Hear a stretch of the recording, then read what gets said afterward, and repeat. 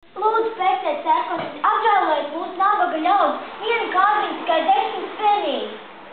Māte pavisam akla, un es vēl tik jauna. 3 kārtiņas tikai 25 peniņi. Viņiem gan visi nav mājās. Vai badā būs jāmirst? Nē, bet cienītā kundze vēl priekšprātā.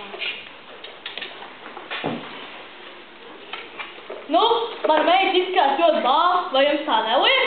Nē. Kas? Nē, bet viņa nav jau tik bāla.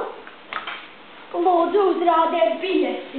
Nē, vai jūs man nepazīstat? Es taču esmu dzelzceļā ministrs. Nu, kā gāja skolā? Cik ir 3×8? 120 dalīts ar 5, vislabāk, ka gribētu būt viņas. Neviens tad nezinās, kur esmu es un kur ir viņas. Tas būs neizturami.